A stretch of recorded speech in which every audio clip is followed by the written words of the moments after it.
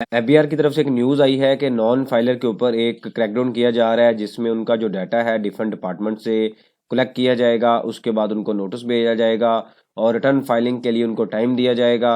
ये डाटा किस तरीके से एफबीआर कलेक्ट करेगा, और एफबीआर ने एक टारगेट सेट किया है कि अगले साल जून 24 तक 1.5 मिलियन जो टैक्स पेयर है उनका टैक्स नेट इंक्रीज करना है। किस तरीके से डाटा को कलेक्ट किया जाएगा, क्या क्या लॉजिक यूज़ किए जाएंगे, आज के छोटे से टॉपिक के अंदर हम इसको स्टडी करते हैं। आप देख रहे हैं प्रैक्टिकल लर्निंग हाउस, मैं हूं फ़हीम महबूब।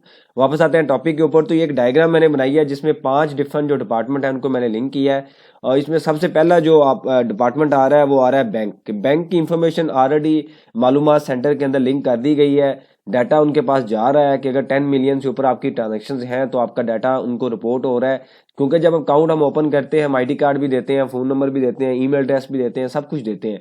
तो अब बैंक जो नॉन फाइलर का डाटा है, जिनके अकाउंट के अंदर फ्रीक्वेंट ट्रांजेक्शन्स हो रही हैं लेकिन वो नॉन फाइलर हैं, उनका डाटा शेयर किया जाएगा एफबीआर के ऊपर, एफबीआर को। और एफबीआर उस डाटे की बेस पे जो 145 डिफरेंट ऑफिस कैम किए जाएंगे, जिनकी मजूरी दे दी गई है डिफरेंट सिटीज़ के अंदर, वो जो टीम है उस डाटे को यूज़ करके कंसर्न जो रेलिवेंट पर्सन है, लोग हैं, उनको नोटिस भेजेंगे, उनको कॉल करेंगे कि आप अपने आप को इस टाइम तक रजिस्टर करवा लें, टैक्स रिटर्न फाइल कर लें, अदरवाइज आपके ऊपर एक्शन लिया जाएगा। उसके बाद आता है नादरा। इसने हमेशा से इंपॉर्टेंट रोल प्ले किया है इस डाटे की कलेक्शन में।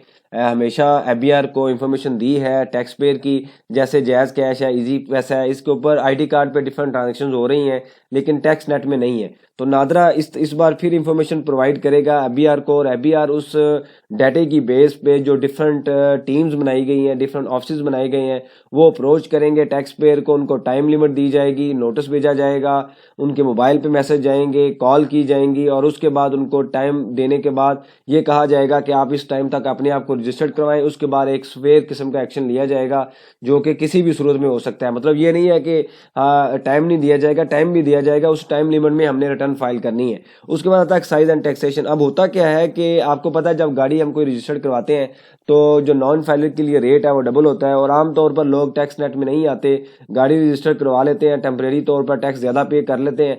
तो एक्साइज एंड टैक्सेशन जो डिपार्टमेंट है ये भी डाटा प्रोवाइड करेगा एफबीआर को कि कितने ऐसे नॉन फाइलर हैं जिनके ऊपर 1000 से ऊपर जो गाड़ी है, 1000 सीसी से ऊपर गाड़ी उनके पास है लेकिन वो रजिस्टर्ड नहीं है। तो उनको भी इसी तरीके से नोटिस दिए जाएंगे, उनको मैसेज दिए जाएंगे कि आप अपने आप को इस टाइम तक रजिस्टर्ड करवा लें, अदरवाइज लीगल कानून के मुताबिक उनके ऊपर एक्शन लिया जाएगा। फिर आता है लैंड कार्ड डिपार्टमेंट। अब लैंड कार्ड डिपार्टमेंट में सेम यही केस है कि नॉन फाइलर जो है टैक्स नेट से बचने के लिए, टैक्स रेट चूंकि डबल है, 3% से 6% होता है ट्रांसफर पे, 236C जिसको हम कहते हैं या 236K है, तो वो पे कर दिया जाता है लेकिन अपने आप को टैक्स नेट में नहीं लाया जाता। तो land card department non filer का डाटा शेयर करेगा कि इन्होंने, ये हो सकता है थ्रेशोल्ड हो कि अगर इतनी अमाउंट से ऊपर कोई ट्रांजेक्शन हो रही है तो वो डाटा प्रोवाइड करेंगे एफबीआर को, और वो जो टीम है उसका एनालिसिस करने के बाद अप्रोच करेंगे टैक्स पेयर को, उनके ऊपर एक्शन लिया जाएगा। फिर आता है एयरलाइन कंपनीज। अब अगर कोई ऐसा नॉन फाइलर है जो कंटिन्यूसली ट्रैवल कर रहा है, जिसकी ट्रैवल हिस्ट्री काफ़ी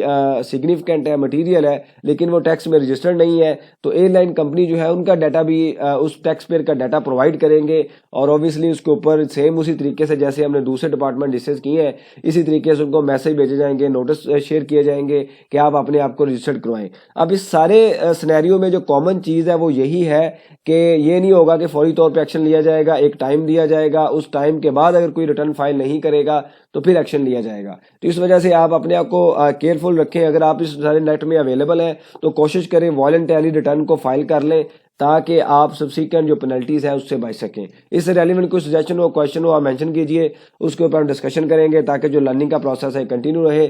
थैंक यू वेरी मच, जज़ाकल्लाह।